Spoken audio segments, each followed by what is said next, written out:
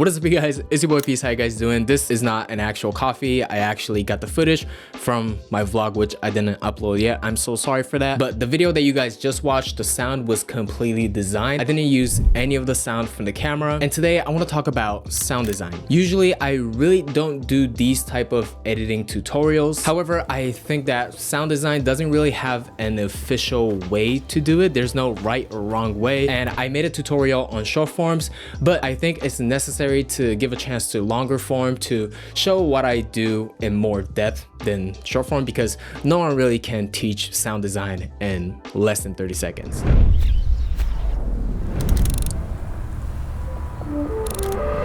Before we get into this video, hi, my name is Peace. I usually make videos about a little bit of lifestyle, a little bit of tech, and a little bit of camera stuff. I just usually focus whatever that I'm curious about. Also, let me know about this audio situation. I usually use bigger microphone, but because of the way my room is set up, I couldn't set the light up on my desk, so I had to use this microphone, which is not bad at all. It's a DJI Mic 2 with DJI Lav on it, and yeah, let me know what you guys think.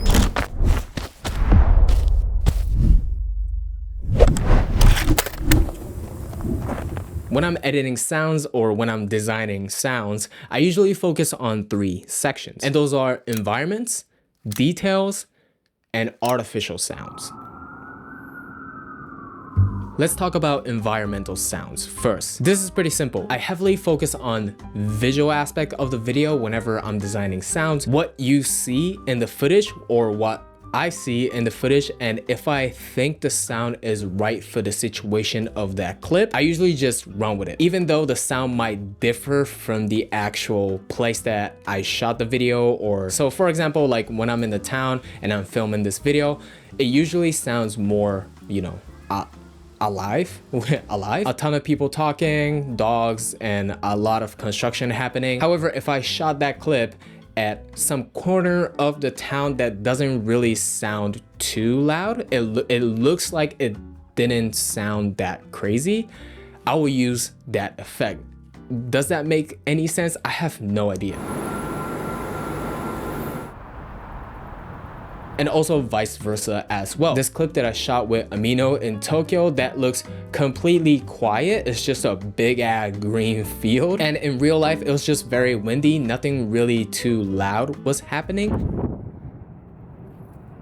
Oh, that's good, that's good.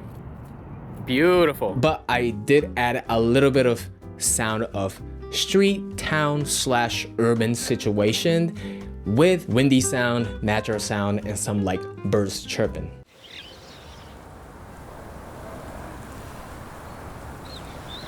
Environmental sound is the only part that you can't really be too creative, because if you be too creative, it sounds really like try hard. Not gonna lie, I'll say maximum 3-4 layers of environmental sound, and if you can add like some birds chirping or people talking in the background with like snippets, not the entire timeline, I think that sounds great. And especially if you can tell by visual that the situation that the subject is in does not sound loud at all. For example, if I'm filming at a room or something, and you know for a fact room doesn't get too loud, there's no construction happening. I mean, if you live in New York City, that might be different, but for a certain situation, for certain places, you kind of have to think the environmental sound. Like for example, the first video that you guys saw, I just added room tone. Or there's a other video I made with a watch brand called Longines. Super cool sponsorship video, by the way. But for that type of like situation, I just add a sound of the car from inside, so it doesn't get too crazy with the sounds. I feel like outside with a ton of stuff happening, such as ocean, mountain, a little bit of like building and stuff, and you can tell this place is like nature / very touristy place, you can be creative with environmental sounds. But other than that, you don't really want to be too crazy, because it will actually kind of kills other type of sounds in the video.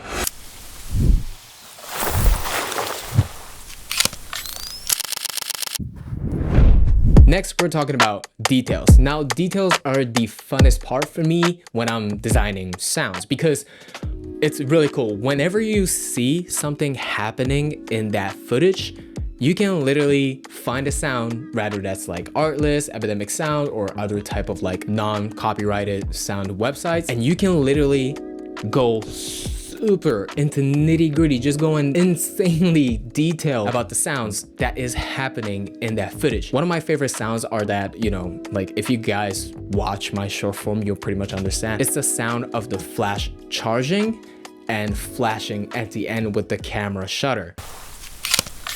Like this, oh my god, like film camera, even digital too, camera has a ton of stuff going on, even when you're taking videos or photos.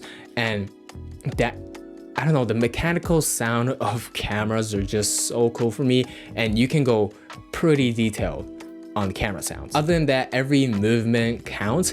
I'll talk about artificial sounds later, but I think this will be included in the details section as well, is that the whoosh that happens when the subjects swing their arms, or like when they're trying to open the door, or like whatever, that is a ton of like, I don't know how to say, like a ton of movement that is happening. Not only that's visually important, but if you add the sound to it, it creates more depth to it. So a lot of movements, open the door, swinging arms, holding the camera, or even a bus, car, or bicycle that just like passing your camera, you can add a whoosh to it. There's a ton of different kinds of whooshes on a lot of websites.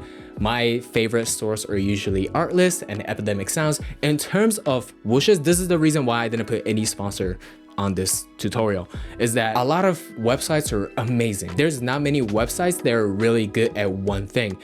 A ton of websites are doing just amazing work, especially sounds, like sound effects. For me, Artlist and Epidemic Sounds, if I have those two websites, it's just, it works. You can find any type of sounds. In terms of whooshes, like Epidemic Sounds rocks. They're really good at whooshes, and literally most of my stuff are from Epidemic Sound in terms of like type shit, you know? But yeah, movements, so important, super important. And going back to like car movements, bus movements, bicycle and stuff, if you can find like car honking or the ringtone, not ringtone, like those little ringy thing on a bicycle. I don't know how to say in English. My English is second language. So little chime that's on the bicycle. If you can find those sounds on both websites. But if you can find those, if you can add those with a little bit of like low pass, or turn down the volume just a little bit so it will sound more realistic.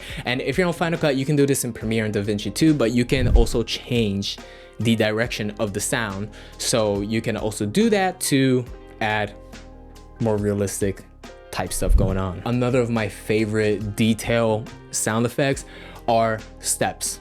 Footsteps are so important. I know this is like, footstep is like one of the things that you don't really want to edit in because it's so annoying to add footsteps in, but it's so worth it if you add even just a little bit of like small footstep sound with a little bit of like muff effects on it. And a lot of microphone catches footsteps very well. It's not really clear.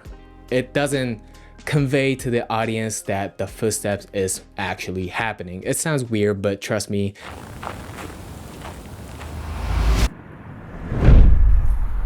And lastly, let's talk about artificial sounds. Now, artificial sounds doesn't have to be like sounds of UI, UX design, like sounds of Nintendo Switch or like those gamey type of sounds. Although that's really cool if you can add into it, especially when you making like a little text effects or something that is not realistic in the video. You can add like a game sounds or some type of like other unusual, non-realistic sound effects to make your video more pop. I use those a lot in my short forms because it's short form. It has to be poppy or you don't catch the attention. Kind of sad, not gonna lie. Short forms is like kind of a brain rotting format, but you can test and you can practice a lot of your stuff. So I love making short form, like for real. But artificial sound doesn't really have to be just those UI UX type of sounds. It can also be riser, bass boom, or insane whoosh that's not realistic at all. Because I got really inspired by Gox. Everyone loves Gox, but because I got heavily inspired by him, I've been using riser a lot. a lot of risers with draw masks effects, like back in 2021, 2022. Those were my prime YouTube days. Shout out. If you want to get an impact, or if you want to showcase the effect, and if you want to lead your clip to your main effect, riser is very useful. It doesn't have to be super loud. You can also tone it down a little bit, so it doesn't have to be like super, you know, like super crazy. It also super loud in your headphones, so people watching your stuff with headphones will be like, yo, what the fuck, you know. I hope you guys enjoyed this video. If you guys like my video style, please hit the like button and please hit the sub button. I'll see you guys next time. My name is P-Skates, and you guys already know. Peace out, guys. Are we back with the bonus section again? So sorry for not posting the bonus section from the last video because, okay, I'm not gonna lie, I did not feel like editing the bonus section. And I also shot a bonus section with Tatsuki talking about something very special, but I will post that later in my other video because it's a very cool topic. It's something that I'm like really passionate about. But today I want to talk about a film camera, not only a normal film camera, the film camera that is absolutely cheat code. And if you don't want to own a medium format camera with crispy blur in the background, crispy blur, very smooth blur in the background, I highly recommend this. I talk about this in my short form, but this is Canon EOS 7S. In the States, it's a different name. I'll like leave it right here. But this is an SLR style film camera, 35mm film camera. That is also the last film camera from Canon. This body looks like Canon Revels, but at the same time, the Canon they still do. At the time of the release of this camera, Canon was already making digital DSLRs, and they put majority of the autofocus functions and other type of like top-notch function at that time, they put it into this camera. So this camera's autofocus is absolutely literally insane. And not only that, you can use any of your favorite legendary EF mount lenses on this camera, which is insane. And not only that, hold up, there's a flash in it, so you can take like those cool party club type beat photos on this thing with like f1.8, f2.8, which is insane. And the body is like $200-300.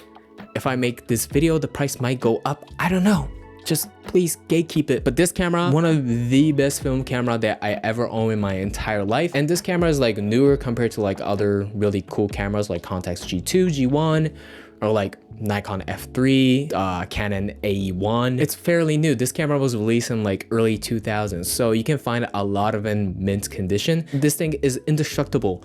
I dropped this thing like at least 6 times. That's so many times. I drop it at least 6 times, but it still works like it's brand new. Awesome camera. I usually have it with my 50mm f1.8, and this thing looks just buttery. Look at the photo of my homie Carl, and look at my boy Gaku. He looks so good in that photo. It's a good film camera, like literally so good. But anyway guys, I hope you guys enjoyed this video. Shout out to Canon film cameras. Oh, so freaking cool. Film cameras are cool, but it's just so freaking expensive. But anyway guys, I hope you guys have an amazing, great day. Never stop creating. And my name is P-Skates. You guys already know. Peace out guys. Damn, such a good camera.